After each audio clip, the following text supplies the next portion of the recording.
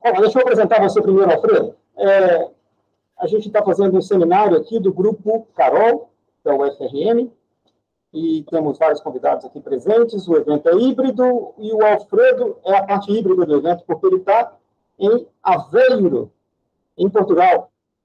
É um grande prazer receber o Alfredo aqui, mesmo que dessa vez não seja pessoalmente, para falar para a gente um pouco sobre teoria dos conjuntos, teoria dos modelos, falar um pouco das coisas nas quais ele é especialista e muito bem conhecido. O Alfredo deve ser conhecido de muita gente aqui, muita gente que está assistindo o vídeo, tem um canal fantástico no YouTube que ensina de tudo um pouco sobre lógica e matemática. E tendo já trabalhado um bocado na área, publicado sobre essas coisas, ele tem umas ideias novas com as quais ele está trabalhando agora e eu achei interessante convidá-lo para vir falar para a gente sobre elas. A palestra se chama O Fenômeno de Tightness nas Teorias de Classes, Conjuntos e Números. Alfredo, com você. Muito obrigado pelo convite, João. Eu vou falar sobre esse fenômeno, que não é algo relativamente recente na literatura, né? E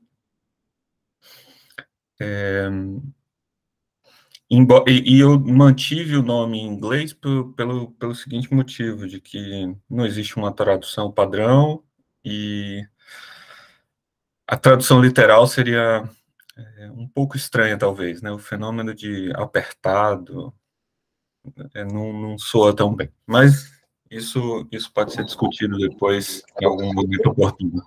Aperto? Pode ser, mas acho que a gente pode discutir isso ao final, se tem alguma tradução razoável para o português desse nome. E eu vou começar com uma apresentação sobre as ideias de categoricidade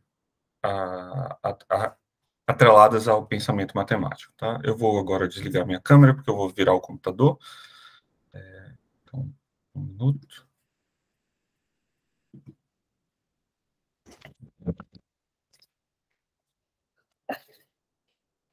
Bom, e nós vamos, então, começar falando sobre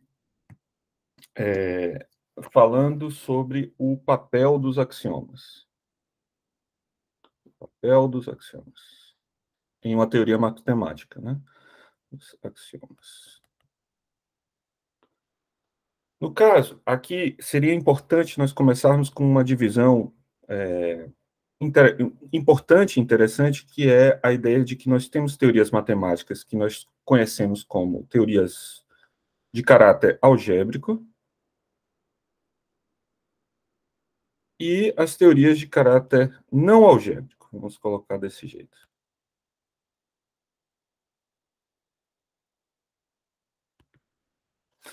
E, no caso das teorias de caráter algébrico, você pode incluir coisas como grupos, anéis, corpos,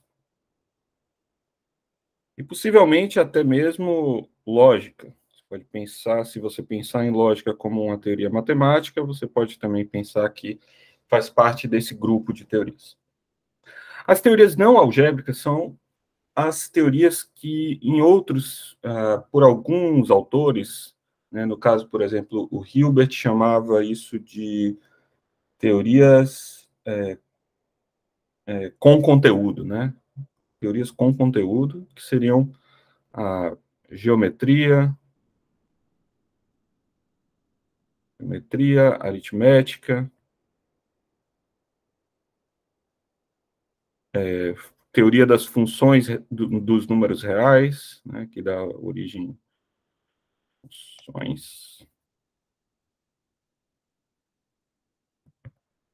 funções em R, e assim por diante, né? Vamos começar falando, porque eu acho que isso pode ser esclarecedor. Vamos começar falando sobre os grupos. Se nós falarmos sobre os grupos, vamos apresentar aqui de modo bem breve o que é um grupo. É uma estrutura matemática bem simples. que contém uma operação, que vamos chamar de ponto, e um elemento neutro, que nós chamamos de E. E os grupos, eles são especificados a partir de 3 propriedades. Primeiro, de que para todo x, para todo y, para todo z, x, y vezes z igual a x, y, z, né? Vale a associatividade.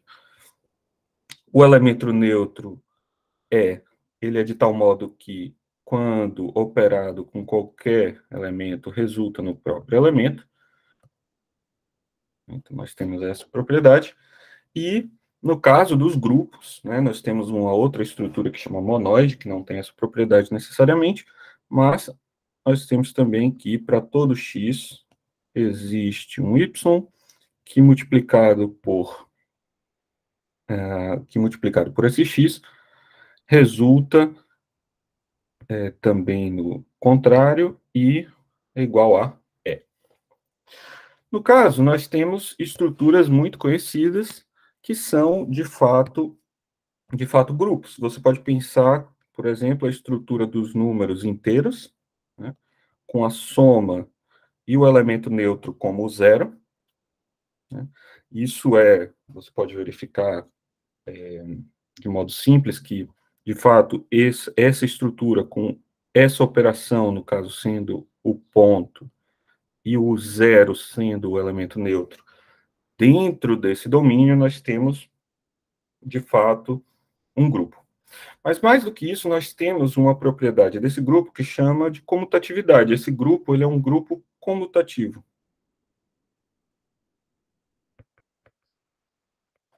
E isso significa dizer que, para todo x, para todo y, x operado com y é igual a y operado com x. Porém, a propriedade da comutatividade, ela não necessariamente se aplica a qualquer estrutura que seja um grupo. Você pode ter um grupo que não tem essa propriedade, e um exemplo mais simples desse grupo é o grupo das transformações com 6 elementos, né? Ou seja, um grupo de todas as transformações de 3 elementos em 3 elementos. Né? Você pode pensar que você tem um grupo que representa, digamos, a operação de permutação entre os elementos, em que o elemento neutro simplesmente mantém o primeiro na primeira posição, o segundo na segunda. O elemento A, ele vai inverter 1 com 2.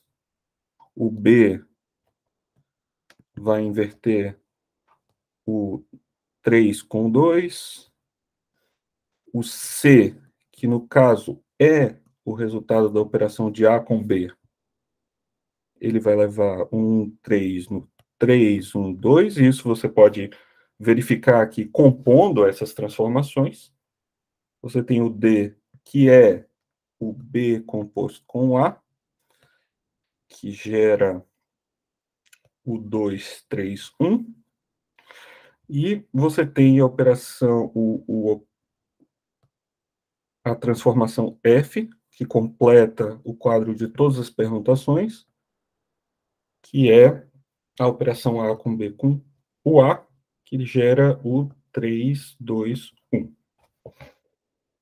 Observe que isso aqui é interessante, que o A com B, que são esses aqui, e eu deixo como exercício, para quem quiser verificar essas pequenas propriedades, que o A com B, ele é diferente do B com A. Enquanto o AB é uma transformação que leva o elemento que está na primeira posição para a segunda, da segunda para a terceira e da terceira para a primeira, enquanto, se fazemos o contrário, B com A, nós temos o 2, o 1 indo para a terceira posição, o 2 indo para a primeira e o terceiro indo para a terceira.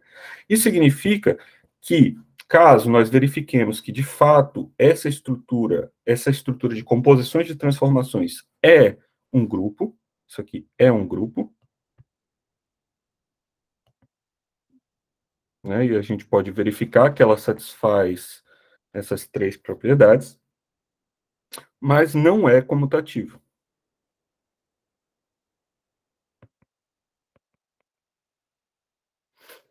E isso tem um papel muito interessante em entendermos o que está acontecendo ao nos comprometermos com a teoria matemática. Observe que nós podemos pensar em grupos a partir das suas propriedades. Então, aqui você pode dizer que isso aqui, esse conjunto de fórmulas, representa a teoria dos grupos, certo?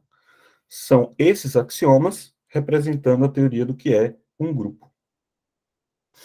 E uma pergunta que poderia ser natural, mas que no caso dos grupos não é a seguinte: grupos são ou não comutativos?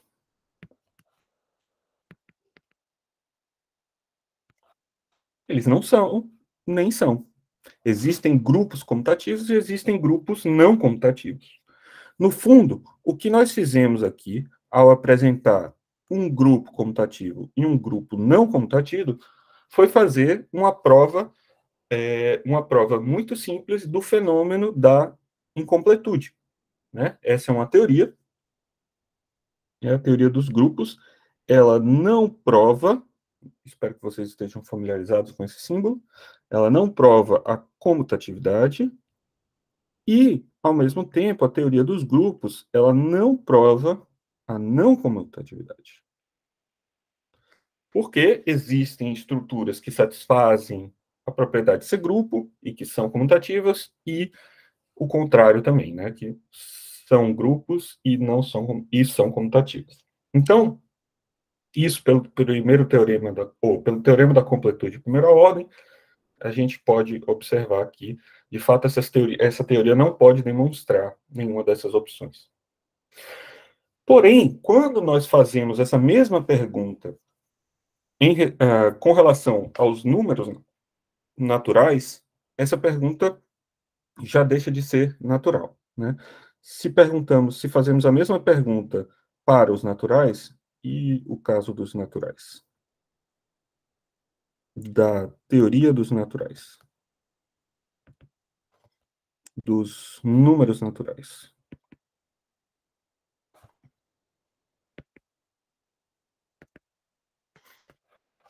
Se nós temos esse tipo de situação, então nós temos o fenômeno, e imagine que a teoria que propomos para isso, ela não demonstra alguma propriedade, e ela também não demonstra a negação dessa propriedade.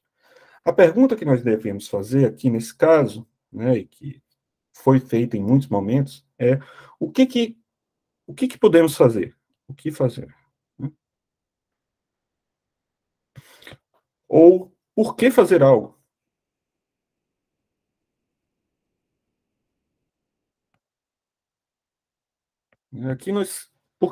Aqui nós temos uma intuição de que, ou pelo menos a maior parte de nós tem intuição, de que existe uma resposta natural para qualquer que seja a propriedade para os números naturais. E, nesse sentido, ela se diferencia daquilo que são os grupos, né? Então, nós temos que de que os números naturais, eles representam uma estrutura única, né? Uma estrutura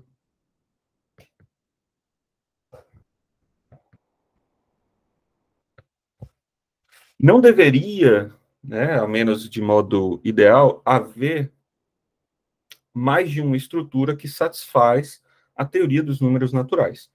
Porém, pelo fenômeno da incompletude, nós sabemos que isso não é possível de ser evitado. Isso vem dos teoremas da incompletude do Gödel e é um fenômeno bem conhecido.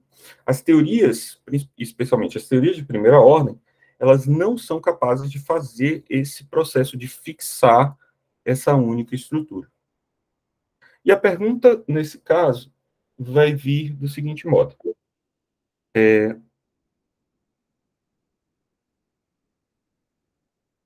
Alguém fez algum... Só fazer uma propaganda. Você tem um curso sobre os teoremas de Gödel no YouTube. Já está na 19ª ou 20ª aula. 20ª vai ter mais uma. Ok, pronto, então. Querendo saber mais sobre esse assunto, o fenômeno da incompletude, eu acho uma excelente ideia visitar o curso do Alfredo no YouTube. Canal? Ad infinitum. Ad infinitum. Ad infinitum. Obrigado. Bom, então, o que acontece aqui nesse caso é que será que essa intuição sobre os números naturais, ela está errada em algum sentido? Alguém tem mais alguma coisa? Ah, tá, não, foi só que ele respondeu. O que você pode pensar aqui nesse caso é, algo está faltando nessa teoria, ou as teorias não são capazes de fixar essa intuição sobre os números naturais, ou mesmo você pode pensar que, bem, então, aquela diferença que nós pensávamos, ou tradicionalmente era pensada, na diferença entre grupos e a teoria dos números, por exemplo, ela é uma diferença artificial ou não existente, né? Será que os grupos, será que todas as teorias matemáticas são algébricas, no fim das contas, né? Algébricas no sentido de que elas são só descrições e essas descrições podem ou não ser satisfeitas por certas estruturas, e tudo que importa é que elas satisfaçam essas estruturas. Essa seria uma possibilidade de você imaginar, mas isso contraria nossas intuições mais naturais sobre alguns elementos matemáticos, como, por exemplo, os números naturais, ou até mesmo geometria, e assim por diante. De um certo modo, elas têm alguma estrutura intencionada ou algumas estruturas intencionadas. Né? E, para falar disso de modo preciso, a gente precisa falar de um fenômeno que chama a categoricidade. Né? Seria a ideia, a categoricidade.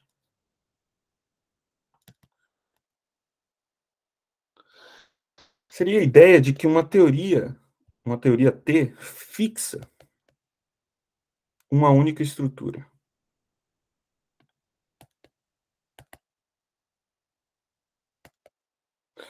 Essa ideia de fixar uma única estrutura, ela sempre está ligada a um conceito que chama isomorfismo. Né? O isomorfismo tem a ver com o fato de que, para a matemática, uma estrutura ela é a mesma se ela tem a mesma estrutura de um certo sentido. Né? Se você consegue mapear essas estruturas de modo isomorfo. Né? Por exemplo, seria a mesma coisa que dizer que nós temos uma estrutura com 3 objetos que se relacionam de um certo modo, mas aí eu tenho uma outra estrutura, só que em vez de dar o nome de um, eu dou um outro nome, bola, triângulo e quadrado. E por mais que essas sejam estruturas diferentes, sejam modelos diferentes, eles têm o mesmo formato e a menos de questões que não têm relevância ou não são importantes para o tratamento matemático, elas são iguais em todos os sentidos que importam, né? Isso nós denotamos com o símbolo, esse símbolo aqui, que é um igual com isso. Existem várias formas vários símbolos para se usar, mas esse é o mais comum, para denotar que estruturas são isomorfas. Então, a ideia de que uma teoria fixa uma estrutura, ela está ligada a essa proposição, né? Se um modelo ou uma estrutura M satisfaz, né, alguma estrutura como isso aqui, né, que nós representamos, satisfaz as propriedades descritas em uma teoria, e N, uma outra estrutura, satisfaz essa outra teoria, então M e N são isomorfos, ela tem o mesmo formato, algo como o que vimos aqui nesse exemplo simples, né? E, por causa do fenômeno da incompletude, isso é impossível, né? Impossível para teorias de primeira ordem. Oi? Eu acho que você queria colocar a mesma teoria, né? 2 modelos na mesma teoria. Isso, da teoria T. Isso, teoria T. 2 modelos de uma mesma teoria são sempre isomorfos, né? Então, isso é... Obrigado, João. Isso é impossível para teorias de primeira ordem, e para algumas teorias de segunda ordem, isso é possível, teorias de segunda ordem, porém, as teorias de segunda ordem, elas sofrem de outros tipos de problemas, como a indeterminação do que significa isso, né? Porque, de um certo modo, as teorias de segunda ordem, elas escondem as possíveis diferenças, pelo fato de que nós estamos fingindo, de um certo modo, que nossa estrutura de primeira ordem por trás, né, uma teoria dos conjuntos por trás, ela está já totalmente determinada. Mas não vamos entrar em tantos detalhes sobre por que é isso. Mas o importante é que as teorias de segunda ordem, elas têm muitos problemas para justificar quando nós chamamos elas de categóricas. Então, existem muitas vantagens em nos mantermos em primeira ordem. E, nesse caso, a pergunta que é importante fazer aqui nesse caso é: será que, em primeira ordem, ainda é possível fazer algum tipo de distinção entre as teorias algébricas e não algébricas? Né? E aí, isso é uma das perguntas que eu vou tentar responder aqui com o fenômeno de tightness. Para entrarmos nesse assunto, o que devemos fazer é introduzir um conceito muito importante, muito importante, chamado de interpretação. Interpretação é um conceito muito natural na matemática, mas que demorou muito para ser formalmente introduzido. Ele foi introduzido pelo Tarski, mas já se trabalhava de modo informal, principalmente o Hilbert, com os tratamentos da geometria. Vamos falar aqui brevemente, de modo intuitivo, sobre interpretações.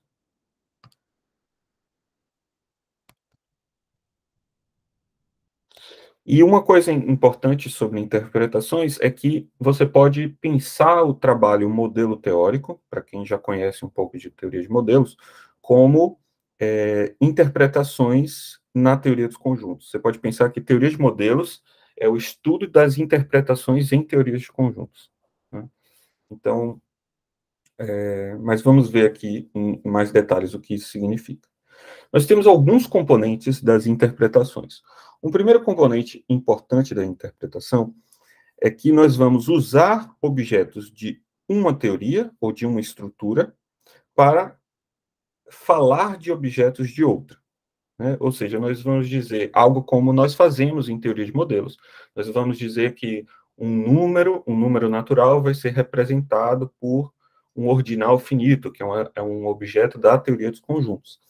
Então, as interpretações, elas primeiro precisam fazer uma coisa que seria a fixar o universo.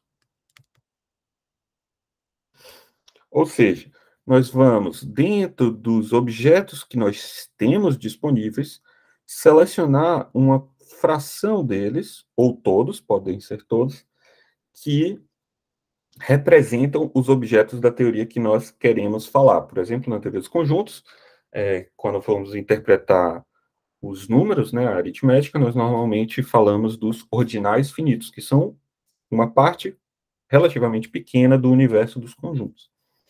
Então, isso aqui vai ser dado sempre por uma propriedade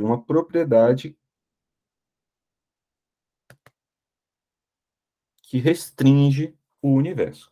Um exemplo interessante desse tipo de fenômeno, um exemplo bem simples, seria de imaginar os números complexos, né, e os números reais. Como que nós podemos, usando a linguagem dos números complexos, usar uma propriedade que nos dê os números reais dentro desse universo? Isso seria uma forma de fazer essa restrição. Então, aqui dentro do mundo dos números complexos, eu posso dizer que um número ele é real, certo? Eu posso dizer ele é real, quando vale a seguinte propriedade sobre ele. Quando x mais o conjugado dele, que é uma propriedade dos números complexos, não sei se vocês lembram, quando você tem um número A mais BI, o conjugado dele é A menos BI. Né? Se isso aqui é x, isso aqui é x barra. Quando a soma dele dividido por 2 resulta no próprio número x. Né? Isso é uma forma de você escrever uma propriedade no universo dos números complexos que seleciona dentro do seu universo aquilo que você quer para representar os elementos da outra teoria. Um outro exemplo importante desse tipo de fenômeno é você imaginar uma tradução entre os números inteiros e os números racionais. Você pode interpretar os números racionais nos números inteiros. Você também pode fazer, eu posso deixar isso aqui como um exercício mais simples, interpretar os inteiros nos naturais, certo? Mas vamos deixar isso aqui como exercício. O que nós podemos fazer aqui nesse caso? Observe que nós precisamos selecionar quem são os nossos objetos dentro dos números racionais, certo? Então, aqui nós temos, digamos, um universo em que nós temos números racionais, e nós queremos selecionar... desculpa, é o contrário. Nós temos aqui os números inteiros, e nós queremos fazer uma seleção de objetos que represente os números racionais. E você pode fazer isso partindo da seguinte ideia. Se eu selecionar dois números inteiros, ou seja, pares de números inteiros, eu posso representar o conceito ou a ideia de que é um número inteiro dividido pelo outro. Então, os meus objetos aqui vão ser pares de inteiros com uma restrição, que é tais que o segundo, né, tais que o segundo é diferente de zero. Né? Justamente porque nós queremos imaginar que o par x, y, ele representa o racional x sobre y. Por isso que ele não pode, o y não pode ser zero. Então, nós podemos simplesmente escrever a propriedade que nos dá o universo aqui, como o par de variáveis, um par de variáveis que representa isso. Agora, a nossa tarefa, quando estamos fazendo uma interpretação, é a de dizer o que cada termo da linguagem da outra teoria significa. E na teoria dos racionais, nós temos principalmente os seguintes símbolos a serem interpretados: a igualdade, a soma, o produto, o número 1 e o número 0, por exemplo. Você pode ter também outros símbolos, mas isso aqui vamos dizer que são esses. Nesse caso aqui, nós precisamos dizer como interpretar cada uma dessas propriedades sobre pares como propriedades dos números inteiros. E no caso, vamos escrever então o que seria a igualdade estrela, que seria a igualdade interpretada, entre pares AB e pares CD. Nesse caso, como nós temos aqui, sabemos o que queremos representar, nós podemos pensar aqui no canto da página, que a gente tem A sobre B igual a C sobre D, certo? Isso aqui é no canto da página, isso aqui não é real. Aqui, então, a gente pode passar para o outro lado, BC, e nós temos uma relação entre os números inteiros, que agora não fala sobre números racionais, né, nessa igualdade.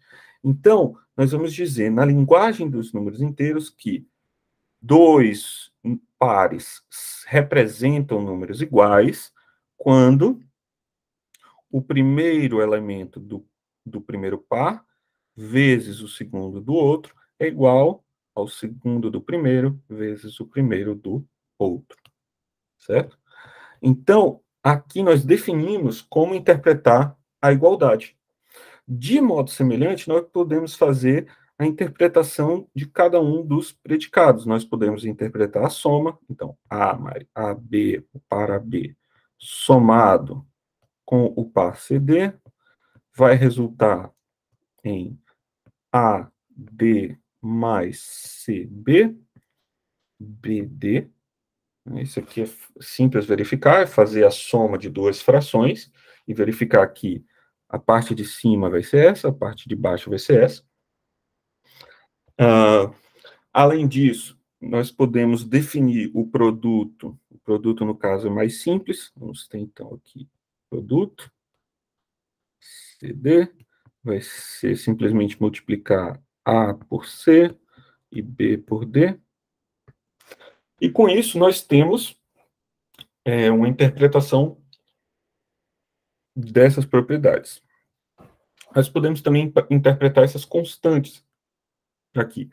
Quem que é o 1 no caso? O 1, eu posso selecionar algum par, por exemplo, nós vamos selecionar o par 1, 1, para representar o 1, e o par 0 vai ser representado por 0, 1. Certo? E nesse caso nós temos todos os ingredientes que a gente precisa para interpretar os números racionais nos números inteiros. Vamos ver como que isso se opera quando estamos pensando em uma fórmula. Quando estamos pensando em uma fórmula... desculpa. Está acontecendo aqui. Quando estamos pensando em uma fórmula, como que nós vamos operar? Alô?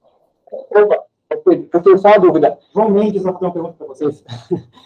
No caso, então, essa questão de interpretação depende de que as duas estruturas tenham linguagens similares, certo? Ou não? Não. Podem ser linguagens completamente diferentes. Por exemplo, a aritmética tem uma linguagem de produto 0, 1. E a teoria dos conjuntos tem uma linguagem só que tem estrutura de pertencimento. Tá. Na verdade, no fundo, todas as teorias matemáticas relevantes podem ser interpretadas em uma teoria, a teoria dos conjuntos, que tem somente um símbolo. Certo. Um símbolo não lógico. Tá. Acho que é da câmera. Mas, beleza, respondeu minha dúvida. Obrigado. Tá bom. Vou ligar a câmera. Vamos ver aqui como que opera com essa interpretação. Se nós temos uma fórmula, por exemplo, uma propriedade que seria um teorema... Oi. A outra pergunta foi? Olá, Isaac. E, no caso, para interpretar entre dois mundos, nesse caso seria os inteiros para os racionais, além de definir essas operações, ainda teria que demonstrar ou mostrar que serve, que respeita a implementação dos axiomas dos racionais, ou... Isso, exatamente. Desse espaço. Mas eu vou comentar logo aqui, porque se eu fizer todas as definições dos passos, pode acabar ficando uma apresentação muito longa. Mas sim, você tem que mostrar que essa interpretação ela é adequada, né? Tem esse passo ainda. Por isso que eu vou começar aqui só mostrando um exemplo de como funcionaria, e aí eu vou dizer como que se opera de fato para definir que a interpretação de fato funciona, tá? Mas eu vou fazer isso logo depois, tá bom? Então, veja só, se a gente tem uma fórmula que é um teorema dos racionais, certo? A gente não está falando aqui quem é essa teoria, mas são propriedades que a gente espera, vamos colocar desse modo. Então, se nós temos uma fórmula que diz para todos y, né, como eu tinha anotado aqui, para todo y existe um x, tal que x multiplicado por y é igual a 1, ou y igual a 0. Certo? Isso aqui é uma propriedade que nós esperamos sobre os racionais, né? Os racionais têm essa propriedade, embora os inteiros não tenham, né? Aqui os racionais têm essa propriedade, mas os inteiros não têm. E como que nós vamos interpretar uma sentença dessa teoria, a teoria dos racionais, usando a interpretação que nós fizemos?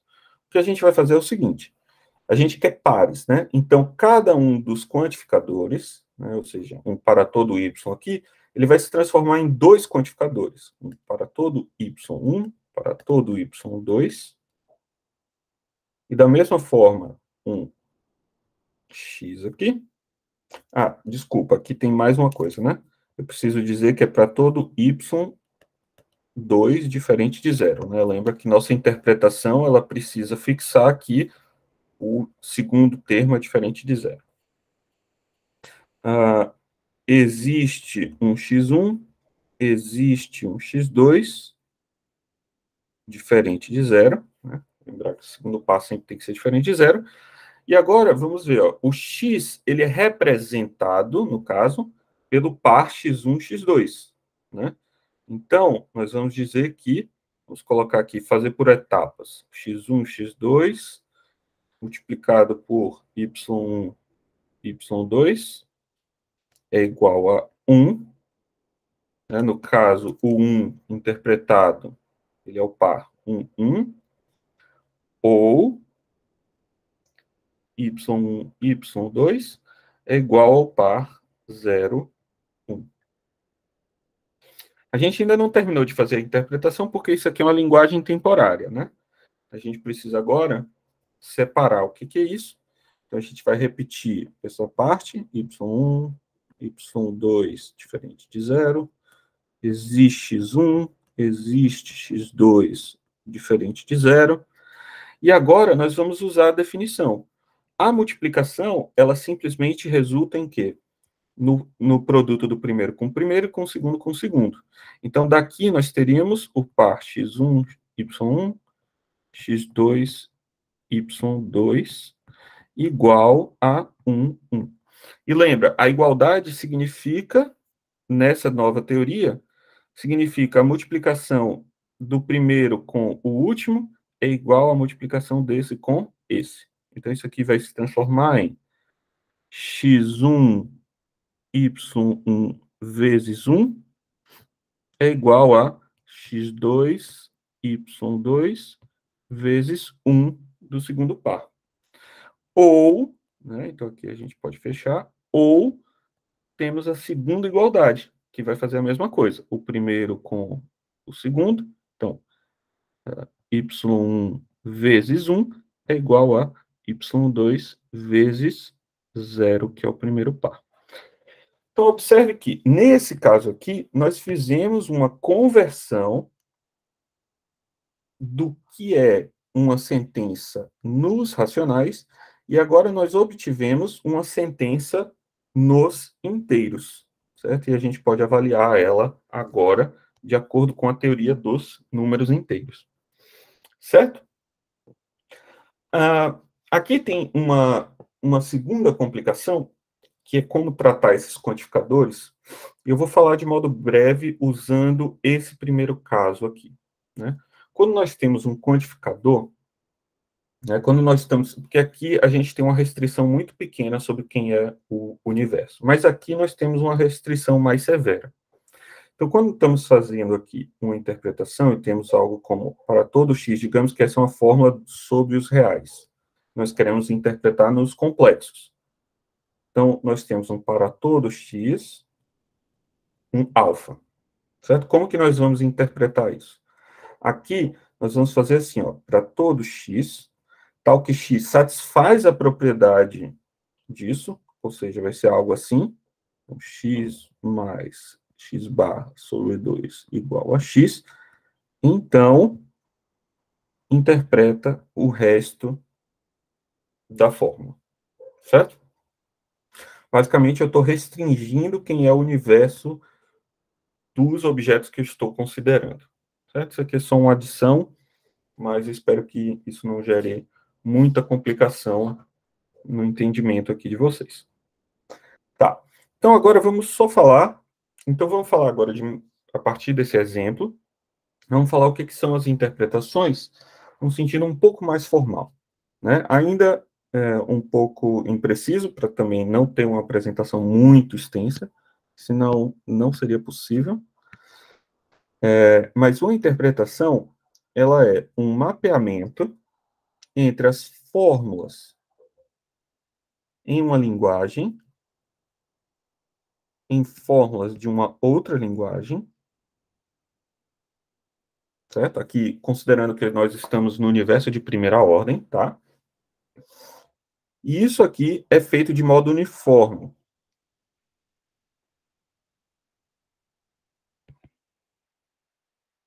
De modo uniforme.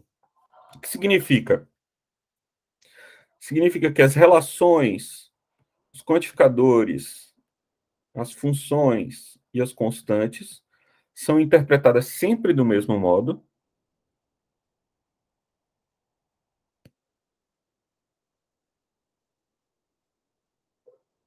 E a estrutura booleana é preservada.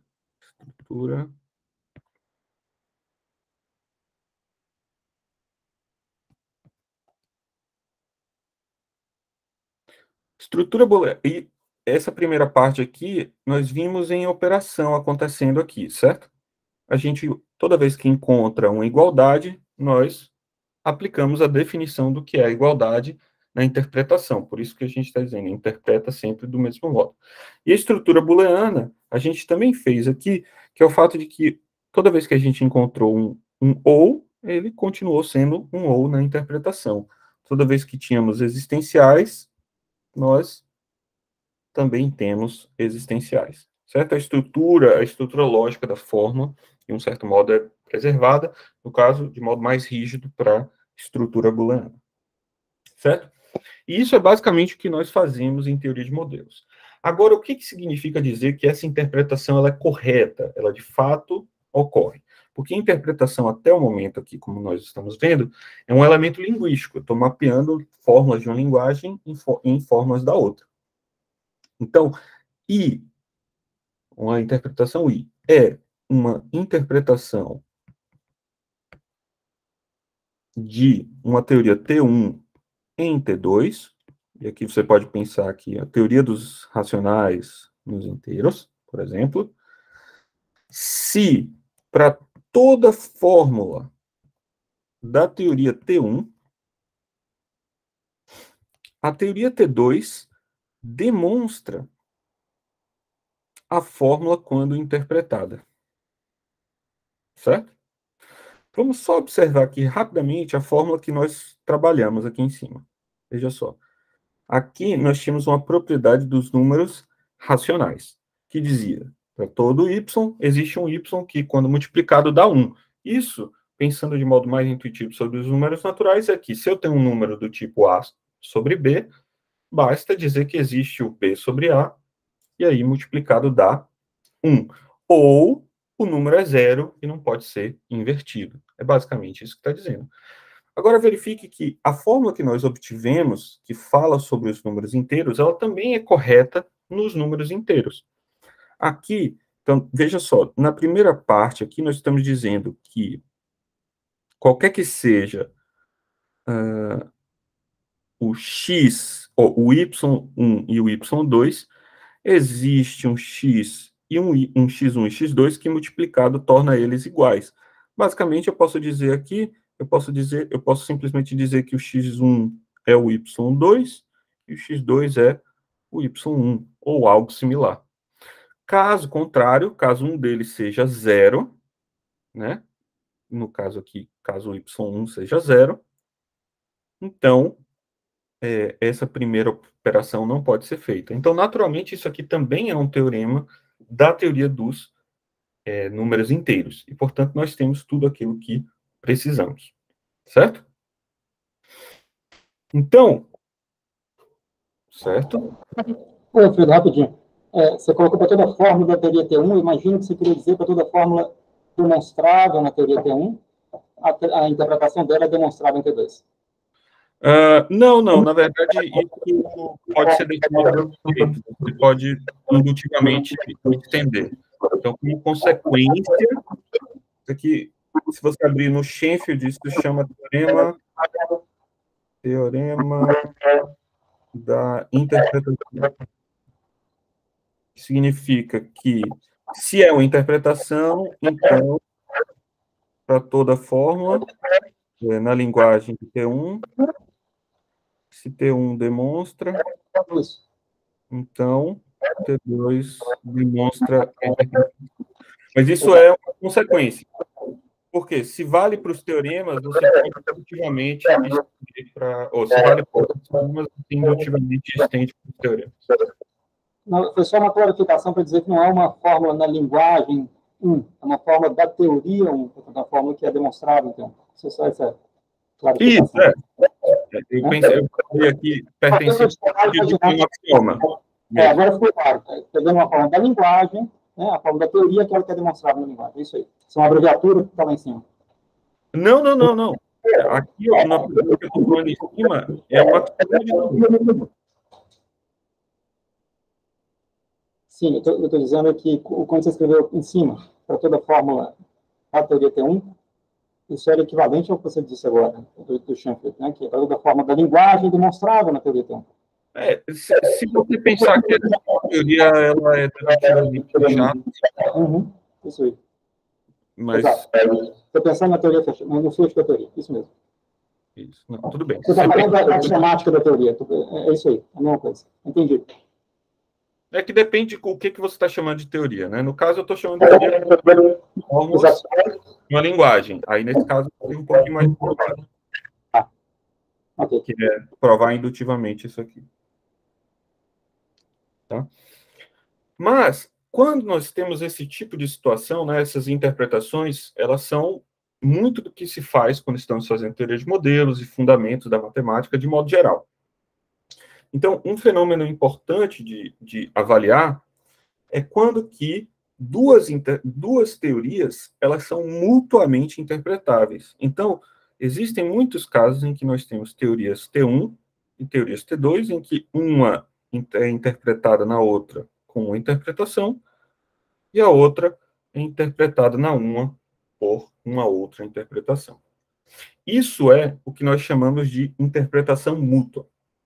E existem várias teorias que são mutuamente interpretáveis.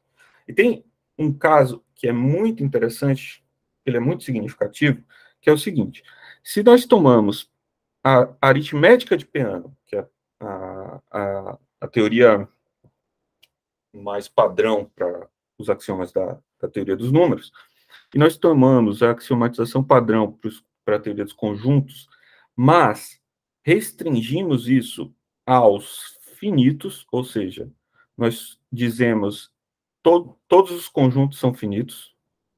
Nesse caso, nós retiramos o axioma do infinito e adicionamos a negação, né? Todos conjuntos são finitos.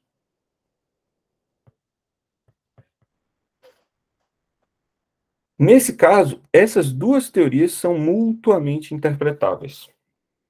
A interpretação do primeiro caso é a interpretação padrão da interpretação ordinal finito, certo? Ordinal finito. E a segunda interpretação é uma interpretação muito engenhosa, chamada interpretação de Ackermann. Eu não vou entrar em detalhes em como que é a interpretação de Ackermann, mas é uma interpretação muito interessante e é um excelente exercício para entender o que são as interpretações. É observar isso e demonstrar que ela de fato é correta. Porém, existe algo de insatisfatório aqui. O que é esse algo de insatisfatório? O algo de insatisfatório é o fato de que, quando você tem esse arranjo de teorias, a composição dessas duas interpretações, né, vamos pensar que elas são a I e a J, ela não é a identidade.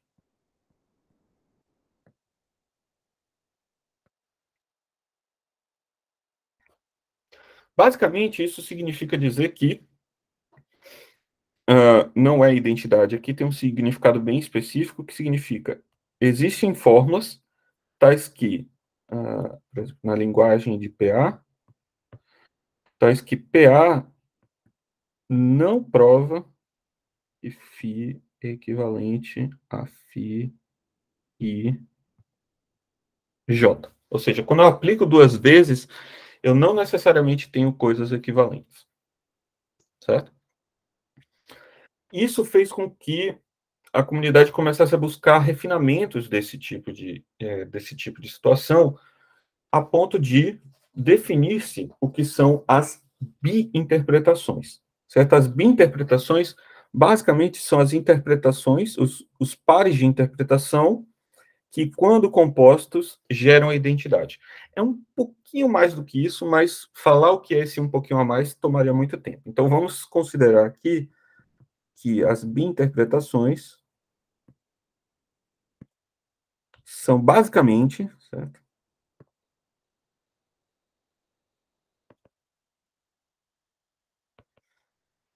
Os casos em que a composta é a identidade.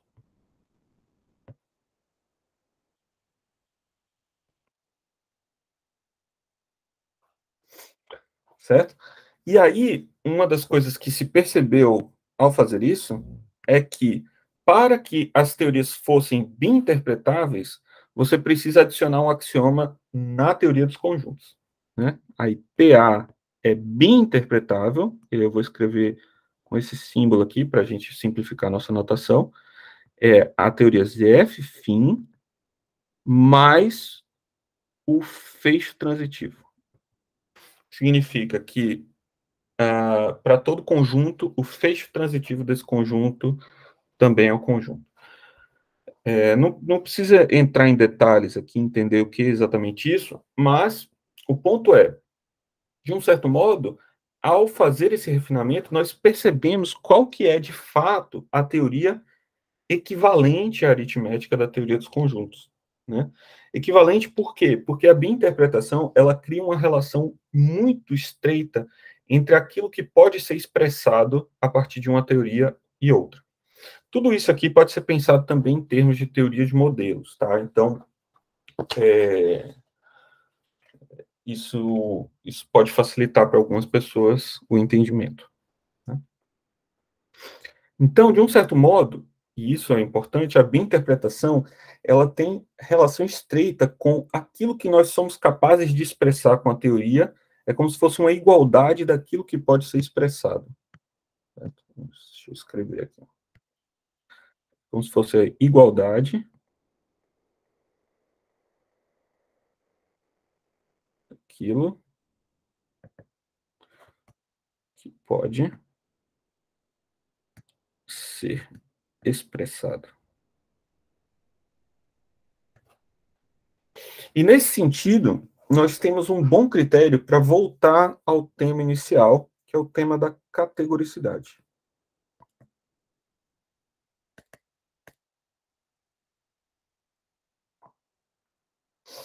É o seguinte, nós temos aqui, de um lado, o conceito de isomorfismo, e nós temos agora o novo conceito, que é o conceito de bi-interpretação.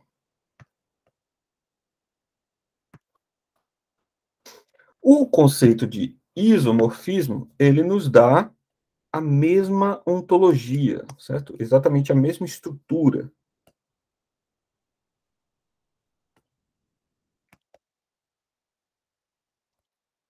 Enquanto que a bi-interpretação, ela nos dá a mesma ontologia expressível, ou podemos colocar aqui de um outro modo, elas expressam a mesma ontologia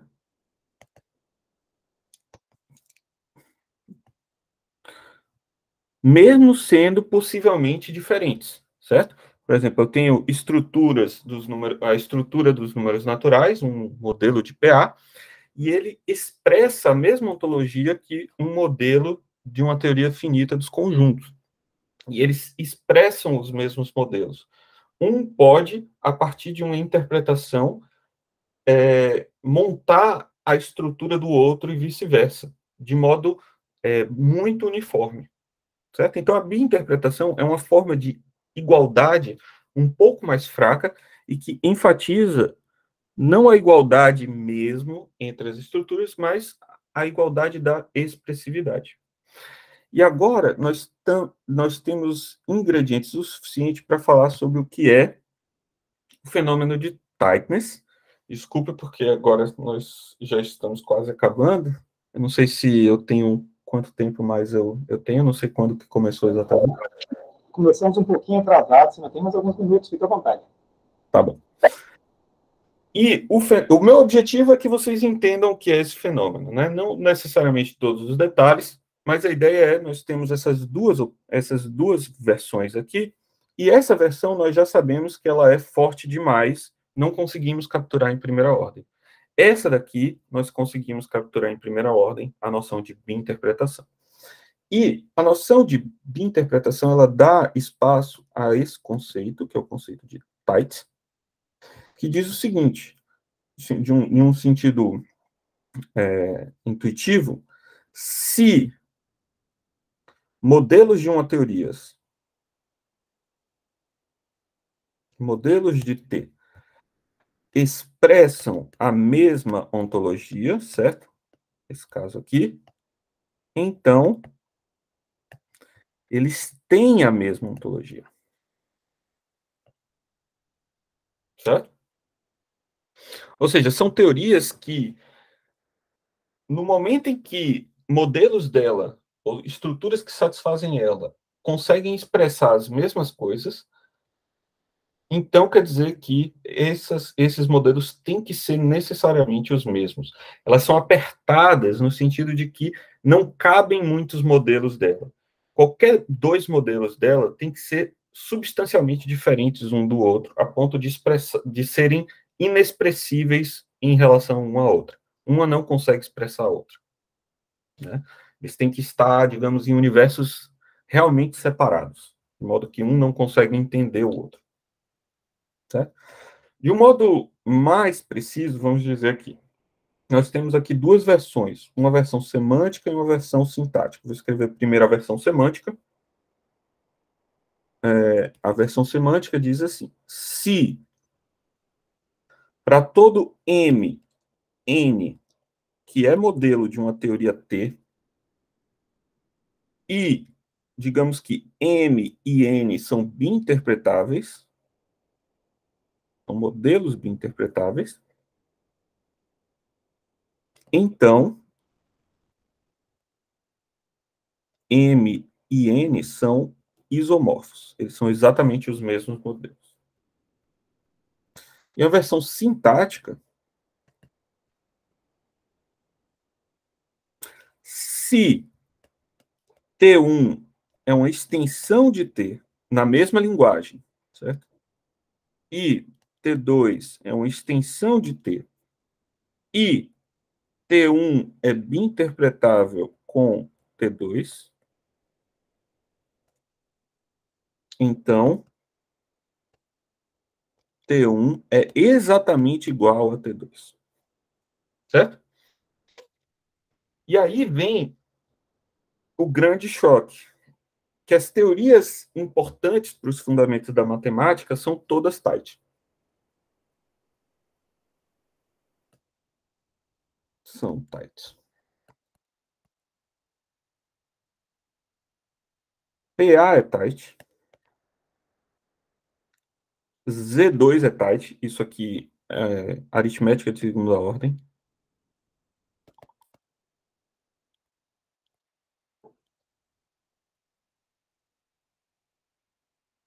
Isso aqui é uma aritmética de segunda ordem em linguagem de primeira ordem. Isso aqui é uma coisa um pouquinho mais complicada, né? Mas não é a teoria de segunda ordem no sentido de segunda ordem que se pensa quando está opondo primeira ordem, segunda ordem na lógica, né? É de segunda ordem no sentido de que aqui você tem você, além de números, você tem conjuntos de números. Na verdade, uma teoria, uma aritmética com um pouquinho de teoria dos conjuntos para poder falar de propriedades.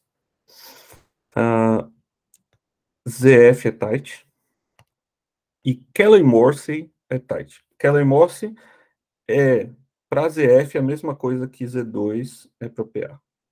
Né? Ou seja, a extensão de segunda ordem da teoria de ZF. Né? E esses resultados eles foram provados por Visser, que provou para aritmética, e o Enayat, que provou para Z2, usando a técnica do Visser, né? CF e Cayley-Morse. E quem deu o nome de tight, na verdade, foi o Enayat. Esse trabalho aqui, se eu não me engano, é de 2006, algo assim. E o do Enayat é de 2014, algo assim. 2015. E esses resultados, eles chamam a atenção por uma coisa, um elemento muito interessante, que é o seguinte: não só essas teorias têm essa relação meio categórica, né, elas não aceitam, embora aceitem mais de um modelo por causa do fenômeno da incompletude, elas não aceitam muitos modelos. E todos os dois modelos que elas aceitam têm que ser radicalmente diferentes em algum sentido. Né? Em termos do que elas são capazes de expressar. Mas uma coisa que é muito importante é o fato de que, aparentemente, você usa todos os axiomas.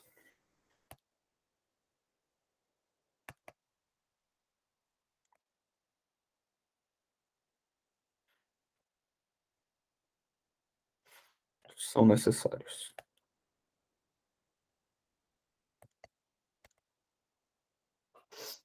E isso é uma das coisas que eu investiguei, né, nos últimos anos, e provei alguns resultados muito, muito interessantes sobre isso. Né? Por exemplo, isso aqui é um resultado meu, Freire e Henkins, junto com Henkins. Quase escrevo o nome dele errado. De 2021. Foi publicado, né? Foi feito antes. De que ZF, quando nós retiramos sem o axioma da substituição,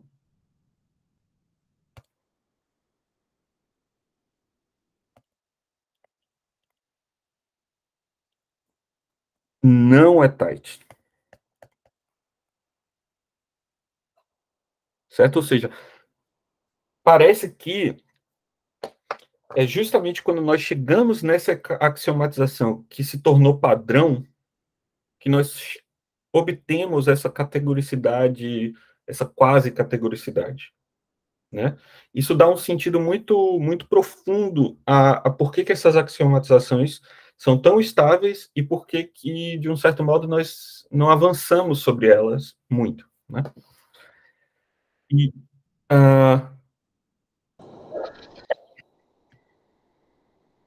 Oi? Oi. Comentário rápido, importante o ZF aí, né? Eu acho que o resultado com o axioma da escolha já era conhecido antes. Você melhorou o resultado demonstrando sem escolha. Não. Com isso, não, porque você tem que lembrar que tight é preservado por extensão. Então, não importa se você adicionar axiomas. Se uma teoria é tight e você adiciona axiomas, ela continua tight. Certo? João? Sumiu a sua apresentação aqui. Voltou. Você entendeu? Entendi. Não, na verdade, esse é o ponto. ZFC é tight também. Por quê? ZF é tight. Sim. Não, então, o resultado de Não se conhecia nenhuma subteoria. Não se conhecia subteorias de ZF que não eram tight. Por quê? Porque provar que uma teoria não é tight é bastante difícil. É tecnicamente muito desafiador, porque você tem que encontrar modelos muito, muito parecidos que, no fundo, expressam as mesmas ontologias, mas, mesmo assim, são diferentes. Então, provar que teorias não são tights é muito complicado. Entende? É como se você tem que encontrar... Perguntinha, esses modelos foram construídos via Forcing? No caso, o da substituição é uma técnica que não é fóssil, mas é uma técnica obscura, chamada de Slim Models do Matthias. Isso aqui usa uma técnica de Slim Models. E a gente provou também que sem o axioma das partes também não é tight. E essa aqui usa um forcing bem complicado, que é o forcing de Solovay para teorias que conseguem quase se codificar, uma coisa bem... Isso aqui forcing. Isso aqui usa forcing.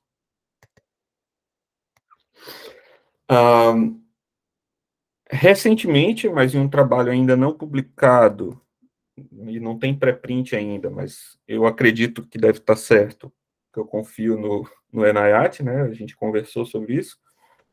Ele provou também que subteorias finitas,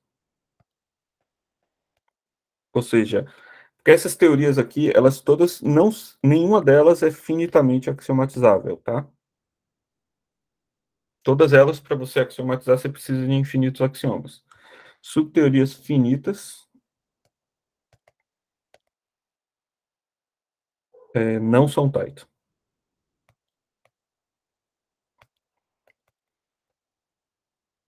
Esse é um resultado recente, ainda não publicado, nem tem archive, nada, do NIAT.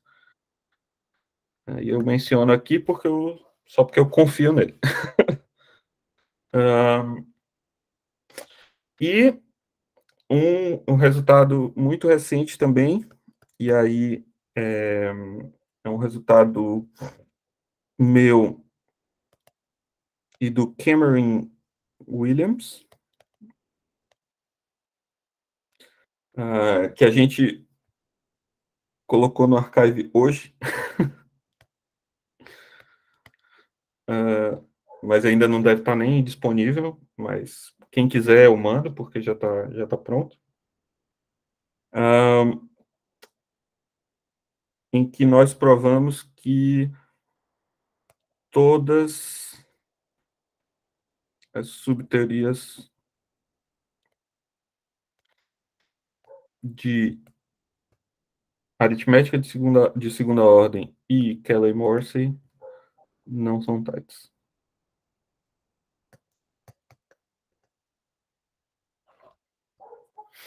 Né? Isso significa que não só essas teorias têm essa propriedade de quase categoricidade, mas elas têm de um modo mínimo. Elas são exatamente o mínimo conjunto de axiomas que dá essa propriedade. Isso é uma fonte de pesquisa nova e muito interessante. E eu tenho trabalhado também nas interpretações filosóficas. Eu falei um pouco aqui sobre isso, né, essa relação com a categoricidade e tal. E uma coisa que pode ser interessante para vocês é saber que isso tem tomado muita atração, esse assunto, né? Tem tomado muita atração no universo da lógica matemática, né? Muita gente importante trabalhando.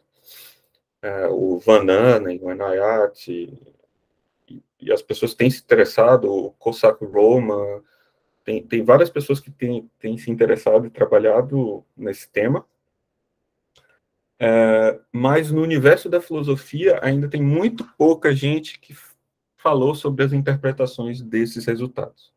né? Então, ainda tem muito a ser falado e pensado no âmbito filosófico dessas coisas. Eu tenho trabalhado também nesse aspecto, mas, basicamente, eu acho que, nesse momento, tem um pré-print meu sobre isso, no sentido filosófico, e só.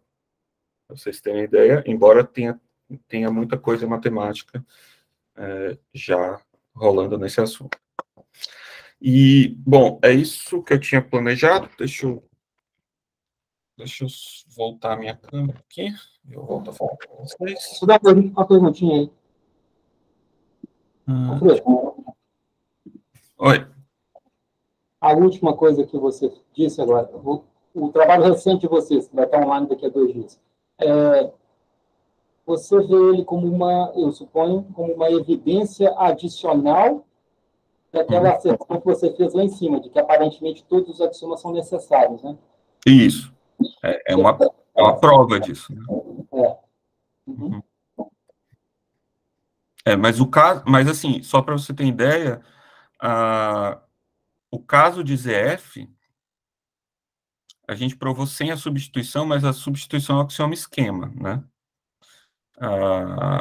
ZF, no caso, ZF sem substituição, ainda é uma teoria que não é finitamente axiomatizada, porque ela tem a separação, aqui é com a separação, né? Mas provar o caso geral é muito difícil. Não, ainda tem muita coisa para provar que ZF é minimamente tight, ainda tem muita coisa para ser feita para conseguir isso, porque tá em aberto. Isso na verdade, o Enayat, né, nesse artigo de 2014, ele conjecturou exatamente isso, né, que essas teorias são todas minimamente tights, né, e agora eu e o Cameron conseguimos responder para o caso das extensões de segunda ordem. As extensões de segunda ordem, de fato, são minimamente tight, né. Mas o caso de ZF, o de PA também está quase completo, porque PA só tem um axioma da indução, né, como esquema, mas ZF ainda tem muito problema, ainda tem muita coisa a ser feita com relação a ZF.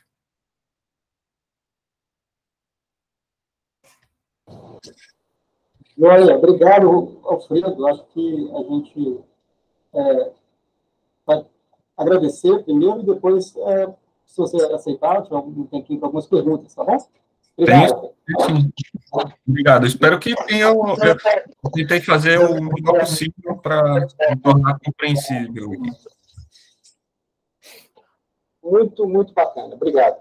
A gente tem uns 10 minutos no máximo para perguntas, vai ter uma apresentação depois, mas eu acho que seria legal abrir aqui. Eu tenho perguntas, mas se alguém quiser fazer alguma pergunta primeiro, melhor. Vem aqui um.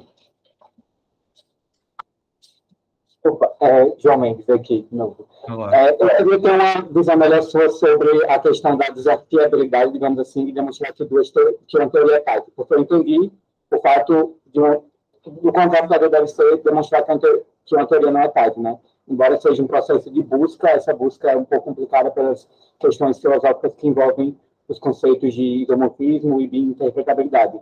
Mas aí eu queria entender, tipo, é desafiador demonstrar que uma teoria não é tight, mas em comparação a demonstrar que uma teoria é tight, o quão difícil é. A diferença é abissal.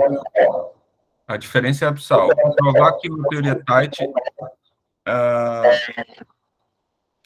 provar que uma teoria é tight não é muito complicado. É uma teoria... É relativo.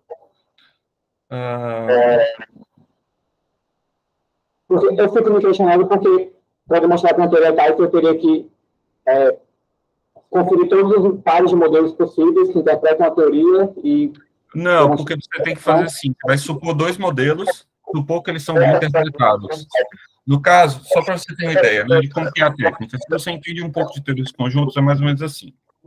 Você vai supor que você tem 2 modelos de teoria dos conjuntos bem interpretáveis, e daí, usando as interpretações, você vai mostrar que eu acho que está com eco, então se deixar isso.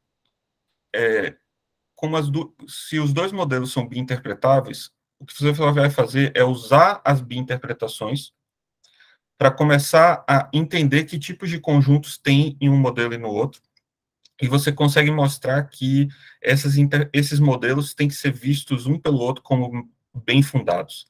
A partir do momento que você tem que esses modelos são bem fundados, você consegue construir nível por nível o isomorfismo.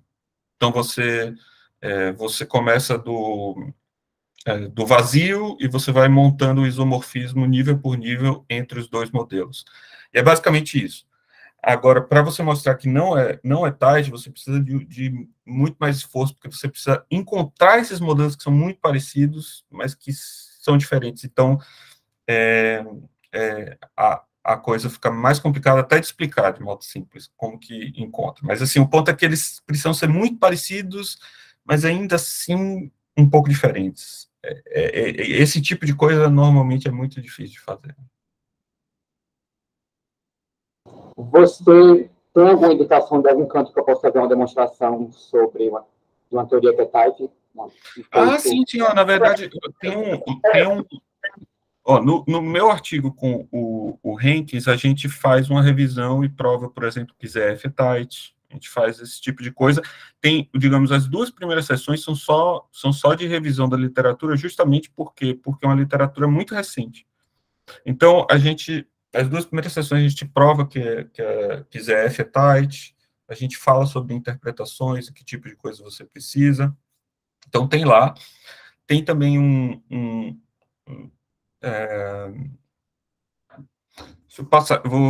vou passar aqui o link para o artigo.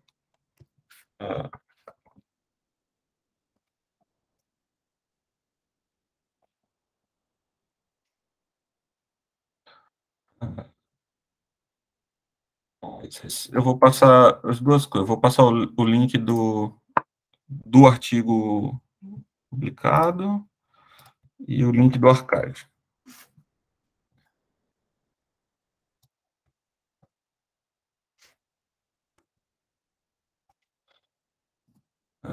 Aqui tem o archive dele.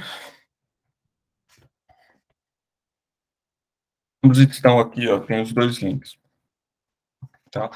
E em breve vocês vão ter acesso.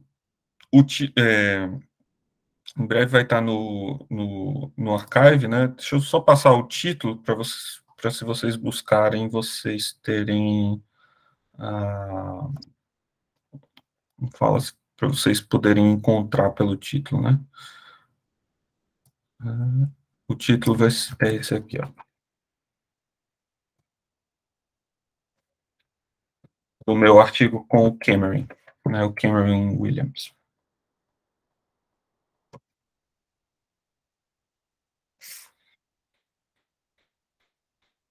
Ok. Vou dar uma olhada e obrigado aí pela resposta e pela apresentação também. Tá, de nada. Pela atenção.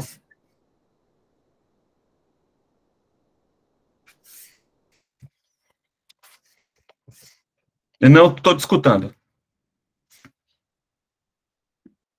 Ok. Quanto tempo custa? Bom, a minha pergunta é simples.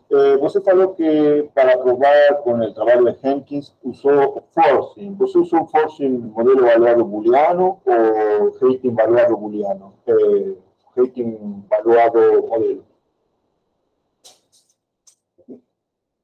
Não dá para escutar. Meu estilo de pensar, eu penso forcing sempre por modelo booleano. E o Jenkins também, na verdade. Não, agora você está mudo. Sim, então você está falando que usou modelo valuado booleano. Isso. Ok. Forcing por modelo booleano. A Andrea podría ter sido feita também usando as álgebras de rating valuada booleana, talvez. Álgebra de High. Rating valuada booleana. Tem duas construções de force para fazer forcing. Você pode fazer forcing intuicionista e forcing clássico. Não. Forcing clássico. Tudo aqui, todas as coisas aqui são clássicas. Então, em sua teoria, você está usando CF clássica, com axiomas da lógica clássica. Sim, sim. Tudo aqui é clássico. Não tem nenhuma... Na verdade, isso é uma coisa que tenho pensado junto com um outro rapaz, que chama Vincent Pellucci, e a gente tem pensado em provar, porque eu tenho a intuição de que a teoria dos conjuntos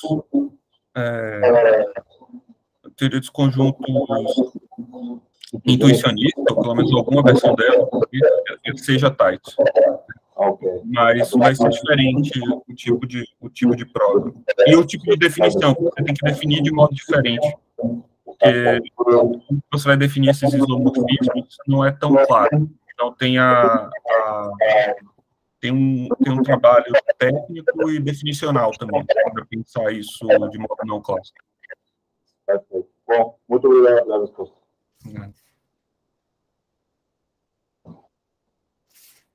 Alfredo, a gente ocupou bem o nosso tempo, foi muito interessante a palestra, muito obrigado, saber o que está acontecendo aí na área de fronteira e aprender melhor sobre esses conceitos importantes para quem precisa trabalhar em teorias. Eu teria mais perguntas, mas eu acho que não vale a pena a gente gastar o seu tempo. Mas por isso eu mando por e-mail, a gente conversa de outra maneira.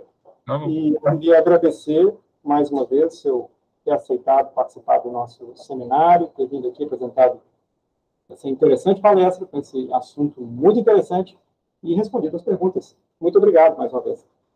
Obrigado. Obrigado pelo convite, obrigado por todos que estiveram presentes aí, e um abraço. Muitíssimo obrigado. Vou parar a gravação.